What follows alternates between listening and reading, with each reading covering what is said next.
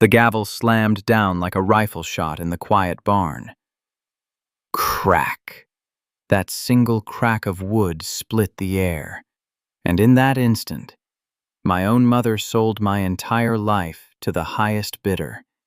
I stood frozen in the middle of the old auction barn, surrounded by the warm, breathing bodies of my horses. The familiar scent of sweet hay, leather tack, and damp mountain earth filled my lungs, but it brought no comfort today. My heart didn't pound, it simply stopped. One long, suffocating second where the whole world narrowed to that sound. Harlan's Haven. 12 years of my life. Every early morning, every late night, every tear I had wiped from a child's face while they learned to trust again on the back of a horse. Gone. All of it erased with one strike of a wooden gavel. I was 37 years old. Captain Sage Harlan. And up on that raised wooden platform, under the harsh overhead lights, stood the two people who were supposed to protect me. My mother, Delphine Voss, elegant in her navy coat, her silver hair perfectly styled as always. Next to her, my older brother, Cole Voss, arms crossed, wearing that same cold, satisfied smirk he had perfected since we were kids. They didn't even glance in my direction. Delphine leaned toward the microphone, her voice smooth and sorrowful, the same gentle tone she used at church when she wanted the whole congregation to feel her pain. Today is difficult, but necessary. My daughter has been harming vulnerable children struggling with PTSD and trauma. She has mistreated these animals for years, all to hide what she's really been doing on this land. This property deserves better. It deserves progress. It deserves to be developed for the future of our community. Her words slid into me like ice water. I felt my daughter Rowan's small hand suddenly grip mine tighter. She was only 8. Her fingers were cold and trembling. She looked up at me with wide, confused eyes, not fully understanding the accusations, but feeling the weight of the room crushing down on us.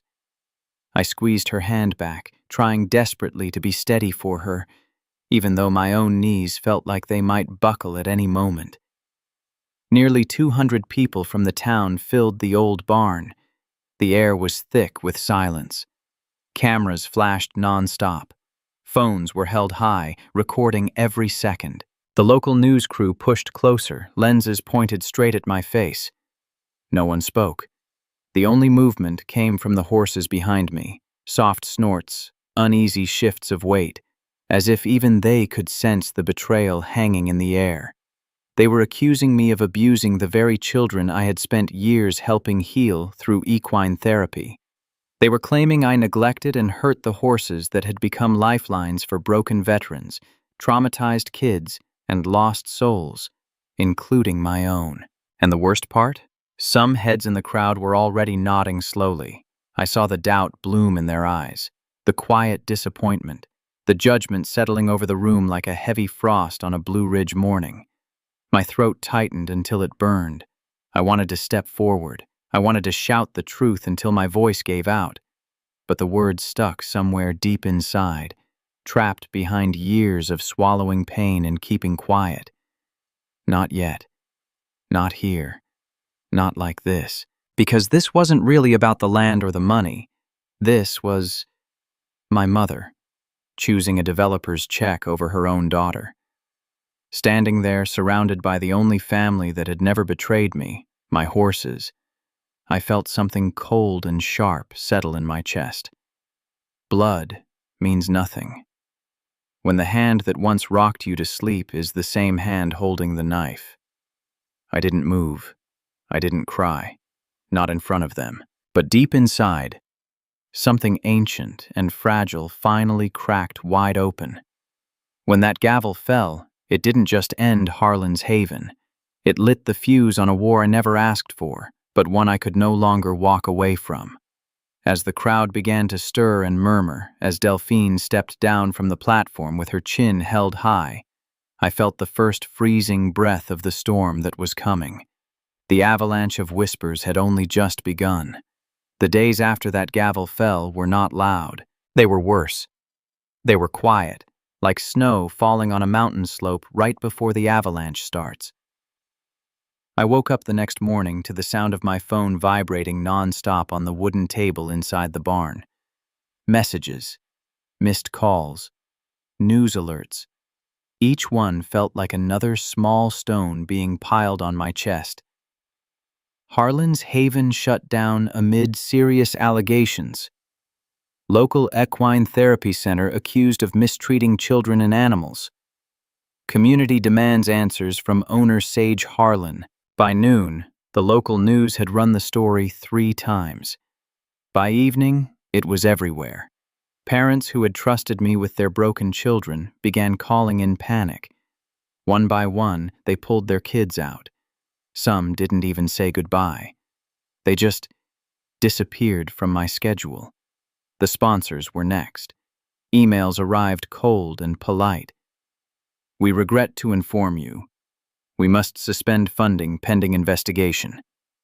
12 years. 12 years of waking before dawn, of cleaning stalls until my hands bled, of sitting in the dirt with terrified children until they finally smiled on horseback. All of it crumbling in less than 72 hours. I lost almost everything. The work I had poured my soul into, the steady income that kept food on the table for me and Rowan, the quiet respect the town used to give me, the woman they once called the healer of Blue Ridge, all of it gone. Delphine and Cole didn't waste any time. I saw the flyers they printed. I heard the phone calls they made. They were already meeting with developers, already showing strangers around the property, pointing at the pastures and the riding arena like none of it had ever belonged to me. Their voices carried across the fields, confident, excited, talking about progress and new opportunities for the community. Every word felt like a fresh cut. At night, the big house felt too empty, too loud with silence. The rooms still carried the scent of Rowan's shampoo and my old coffee mug, but I couldn't bear to sleep there. Not anymore. Not when every corner reminded me of the family that had just tried to bury me. So I started sleeping in the barn. I dragged an old sleeping bag into the corner stall next to Whisper, my gentlest mare. She would lower her head and breathe warm air across my hair while I lay there staring at the wooden beams above. Sometimes I cried. Sometimes I didn't.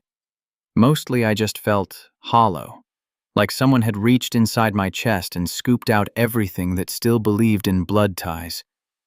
Rowan would crawl into the sleeping bag with me some nights. She never asked why we were sleeping with the horses. She just pressed her small body against mine and whispered, "Mommy, are we going to be okay?" I would kiss the top of her head and lie. "Yes, baby, we're going to be okay." But inside, fear coiled tight in my stomach. The kind of fear that keeps you awake even when your body is exhausted. The fear that Delphine and Cole would take Rowan from me too. That one day a sheriff would show up with papers saying I was unfit. That my own mother would succeed in stripping away the last good thing I had left. I kept it all locked down. During the day I moved like a ghost through the empty stables, feeding the horses that remained, brushing their coats until they shone, whispering apologies to them for the chaos I had brought into their peaceful world. I smiled when Rowan looked at me. I answered the few remaining calls with a steady voice, but every night, when the barn grew dark and quiet, the weight pressed harder. This was more than losing a business. This was losing the last illusion that my mother might one day choose me. The pain didn't explode. It accumulated, like snow gathering on a steep slope, silent, heavy, invisible, until the whole mountain is ready to come crashing down. I could feel it building inside me. The anger, the grief, the cold, burning resolve that was slowly forming beneath the hurt. I didn't know yet what I was going to do, but I knew I couldn't stay buried forever. Because if I let them finish what they started, there would be nothing left of Sage Harlan for my daughter to remember, and that was something I refused to allow, even if it meant I had to become someone colder. someone quieter, someone willing to fight the very people who once called me family.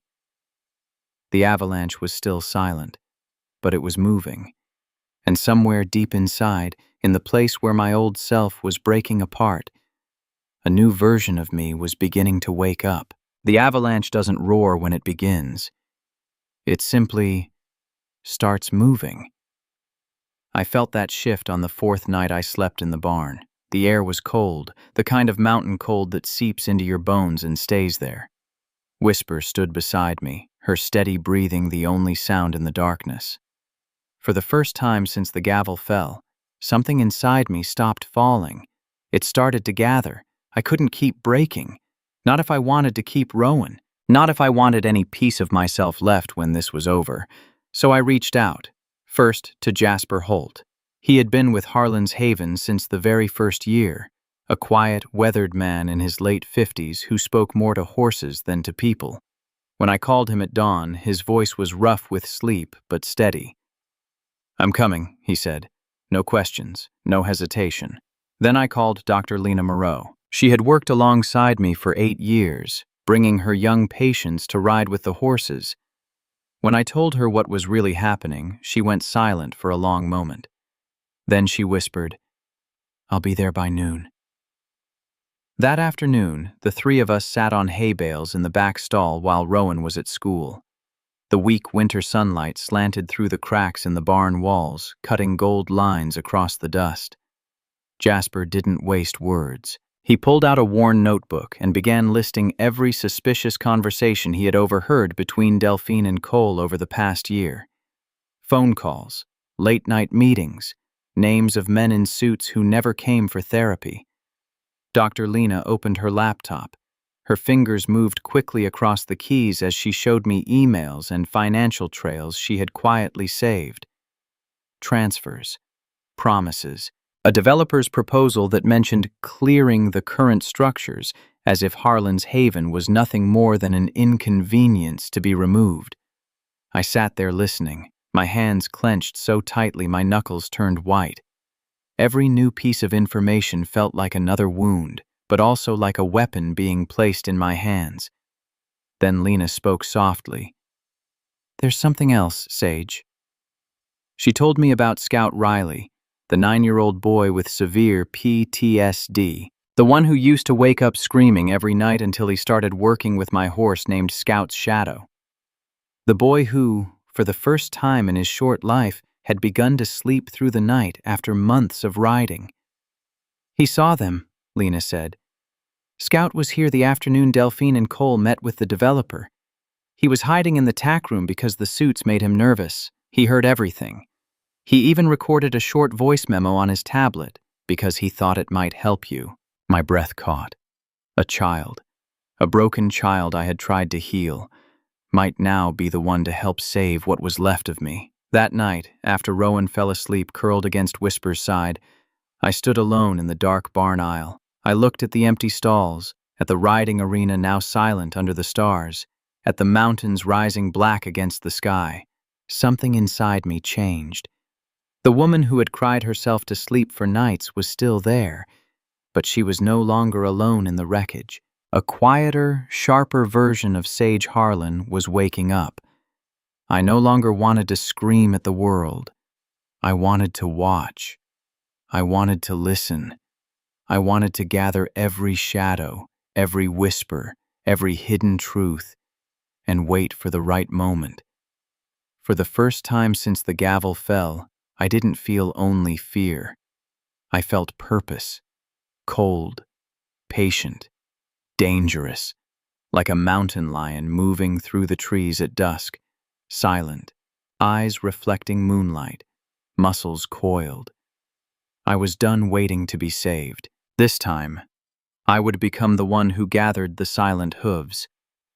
Jasper and Lena became my quiet army. We met before sunrise and after sunset, speaking in low voices, piecing together documents, timelines, and testimonies. Every new discovery carved deeper into the lie my mother had built. I saw the greed behind Delphine's perfect church smile. I saw the ambition in Cole's cold eyes. I saw how easily blood could be traded for money when no one was watching, and yet, in the middle of all that darkness, a small, fragile light appeared.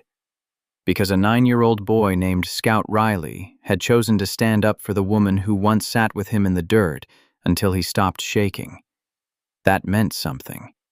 It meant the truth still had a chance to speak. It meant I was no longer just surviving. I was preparing. The avalanche was still moving. But now, I was learning how to ride it. And somewhere in the cold Blue Ridge night, with the soft sound of hooves shifting in the straw behind me, I made a silent promise. They would not take everything from me. Not without a fight. The courtroom in Blue Ridge County smelled of old wood and nervous sweat. I sat at the defendant's table with my back straight, hands resting flat on the polished oak like I'd been taught years ago when control meant survival. My heart was beating hard, but my face stayed calm. Captain Sage Harlan had learned how to hide storms behind still water. Delphine Voss and Cole Voss walked in like they already owned the verdict. My mother wore her best navy dress, the pearl brooch pinned exactly where it always was on Sundays. Cole followed in a crisp suit, carrying himself with the confidence of a man who believed money could rewrite truth. Their expensive lawyers flanked them, briefcases gleaming under the fluorescent lights. They believed Celine Croft and Corinne Baxter's sworn statements would finish me quickly. Two respectable women from the community ready to bury me with lies. I didn't look at them. I kept my eyes on the American flag in the corner, its brass eagle dull from years of quiet service. Then the side door opened. Father Elias Crow entered the courtroom. The air changed. He wore his simple black coat and Roman collar, moving with the quiet authority of a man who had sat with the dying and the broken for decades. He had been Delphine's parish priest for years. She had poured her heart out to him every Sunday, never imagining he carried secrets from a different battlefield. Delphine's head snapped toward him. Her perfectly composed face cracked for the first time. Cole shifted uncomfortably in his seat. Father Elias took the witness stand without hesitation. Beside me, my lawyer, Captain Vesper Kane, stood slowly. Her voice was clear and steady, the voice of a woman who had once worn the uniform too. Your Honor, the defense calls Father Elias Crow. The room grew so still I could hear the faint buzz of the overhead lights. Father Elias spoke with measured calm. I have known Delphine Voss for many years, but I also know Sage Harlan in a way few people do. He turned his gaze toward the judge. 2 years ago, I witnessed Sage pull young Scout Riley out of a severe PTSD episode in the middle of the riding arena. The boy was screaming, reliving trauma no child should carry. Sage stayed with him on the ground for over an hour, speaking softly, letting the horse stand guard until the storm passed. That day, I saw a woman who heals what others break. Delphine's hands began to tremble in her lap. Then Vesper Kane presented the evidence we had gathered in the shadows. A hidden camera video played silently on the courtroom screen. Delphine and Cole meeting with the real estate developers, discussing timelines for clearing the property and how to pressure Sage into selling. The audio was quiet but clear enough. Money changed hands. Promises were made. Next came the bank records, cold numbers that showed transfers from the developer to accounts connected to Delphine and Cole. And finally, the small, trembling voice of Scout Riley played through the speakers. The 9-year-old boy spoke carefully, the way children do when they're trying to be brave. I heard Mrs. Voss say they needed to get rid of Miss Sage because the land was worth more without her. The courtroom held its breath. I stood up.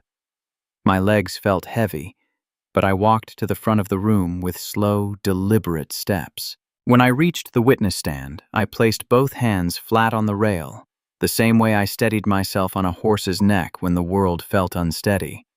I looked directly at my mother for the first time that day. My mother sold me out for money, I said, my voice low but carrying to every corner of the room. She took the one thing I built from nothing. the place where broken children and broken soldiers learned they could still trust again, and she tried to burn it down so she could cash a check. My throat tightened, but I kept going. I have spent my life trying to heal what life broke, and the person who was supposed to love me most chose to break me instead. Delphine's face crumpled. For the first time in my life, I saw real tears in her eyes. Not the practiced ones she used at church, but raw, ugly tears that came from somewhere deep and terrified. She looked at me like she was seeing her daughter for the first time, and realizing too late what she had destroyed. Cole stared at the table, unable to meet anyone's eyes. The judge, Judge Merrick Vale, sat motionless for a long moment, then removed his glasses slowly. The tension in the room was electric, tight as a bowstring right before it snaps. Vesper Kane stood beside me, quiet and solid. In that heavy silence, something shifted. The lies that had felt so powerful only weeks ago were suddenly fragile, cracking under the weight of truth spoken out loud. I didn't feel triumph yet. I felt something heavier. The slow, painful turning of justice, finally beginning to move in my direction. The reckoning had arrived, and for the first time since that gavel fell in the barn, I allowed myself to believe that maybe, just maybe, the silent hooves I had gathered in the dark were strong enough to carry me through. The judge's gavel came down again. This time, the sound didn't feel like a gunshot. It felt like the slow, heavy closing of a door on a long nightmare. Judge Merrick Vale looked across the courtroom, his voice calm but final. The petition is dismissed, with prejudice. The matter of the false affidavits from Mrs. Celine Croft and Mrs. Corinne Baxter will be referred to the county prosecutor for investigation into perjury. Delphine Voss sat completely still. Her hands, once so steady on the church pews, now trembled in her lap. The pearl brooch on her dress suddenly looked too heavy, like it might pull her down. For the first time in her life, she had no words, no practiced sorrow, no audience to comfort her, just the raw weight of what she had done. Cole Voss stared at the floor, his expensive suit suddenly too tight. The developer's deal was dead. The future he had counted on had vanished in a single sentence. I didn't feel joy. I felt something quieter, something deeper. A long, slow exhale I had been holding for months. Harlan's haven was mine again. The court returned the property, along with a substantial settlement that would allow me to rebuild what had been broken. The horses would stay. The children could return. The quiet work of healing could begin once more. But the real victory wasn't in the ruling. It was in the silence that followed. Delphine lost more than the case. She lost the quiet respect she had spent decades building in our small mountain town. Whispers followed her now, the same kind she once directed at me. Cole quietly withdrew from public life, his ambitions buried under the shame of exposed greed. As we walked out of the courthouse into the cold Blue Ridge air, Vesper Kane placed a hand on my shoulder. "You did good, Captain," she said softly. I only nodded. Words still felt too heavy. Later that afternoon, I stood alone in the center of the riding arena at Harlan's Haven. The winter sun was low, painting the mountains in soft gold and deep purple. My horses moved slowly around me, Whisper, Shadow, and the others, their hooves making gentle, steady sounds on the soft earth. In my hand, I held the folded carbon copy of the letter I had written long ago to Marlene Ridley, mother of Knox Ridley, the young soldier I once helped through his darkest nights in the Veterans Program. I didn't need to read it again. I knew every word by heart. I looked at the paper, worn at the edges, and felt the weight of everything I had carried. Blood had failed me, but loyalty, real loyalty, had not. Jasper Holt stood at the fence, giving me space but staying close. "Doctor." Lena Moreau watched from the porch with quiet pride. And then I heard small footsteps running toward me. "Mommy!" Rowan flew into my arms, burying her face in my jacket. I held her tight, breathing in the familiar scent of her hair, feeling the warmth of her small body against mine. For the first time in months, the fear that had lived in my chest began to loosen its grip. A moment later, Scout Riley appeared at the gate, his eyes bright for the first time in weeks. "Can I ride today?" he asked, his voice hopeful. I smiled, a real smile this time. "Yes, Scout, you can ride." He grinned wide, the kind of smile that reminded me why I had fought so hard. I walked slowly to the center of the arena and placed my hand on Whisper's warm neck. "We're home," I whispered to her, my voice barely above the wind. "We're finally home." The horses seemed to understand. They gathered closer, their quiet strength surrounding me like a living shield. As the sun dipped lower, I helped Rowan and Scout into the saddle. I led them out of the arena and up the gentle trail that wound along the ridge. The three of us rode side by side, mother, daughter, and the boy who had chosen truth over fear. The light turned amber and rose gold across the Blue Ridge Mountains. Hooves struck the solid ground in a slow, steady rhythm. Each step felt like a promise kept. Justice had come late, but when it arrived, it came solid as the earth beneath us, as steady as the hooves carrying us forward. I looked at Rowan's small hands holding the reins, at Scout's peaceful face as the wind touched his hair, and I understood something I would carry with me for the rest of my life. Family is not the name you are born with. It is the hands that reach for you when the world turns away. It is the quiet voices that speak truth when lies are louder. It is the ones who stand beside you, even when standing costs them something. The mountains watched in silence as we rode into the fading light, and for the first time in a very long time, Sage Harlan felt the ground beneath her feet again. Solid, true, and hers. Finally, let me send my deep thanks to you. Thank you for listening, and for allowing this story to speak to your heart. The Wild West still holds countless truths, some painful, some tender, all worth remembering. Stay with us, subscribe, comment, and invite others to discover these untamed stories. From our hearts to yours, thank you for being part of this journey. Aviso legal. Disclaimer: each story shared here is produced for storytelling enjoyment. Certain scenes may include fictional or dramatized elements inspired by historical circumstances.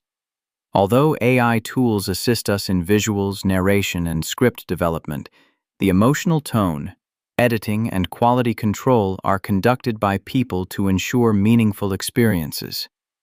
We fully uphold YouTube's policies, using no deceptive recreations or impersonations of real individuals. All creative resources are properly licensed. Unauthorized copying, re-uploading, or remixing is not permitted. Thank you for supporting the effort behind every episode we create.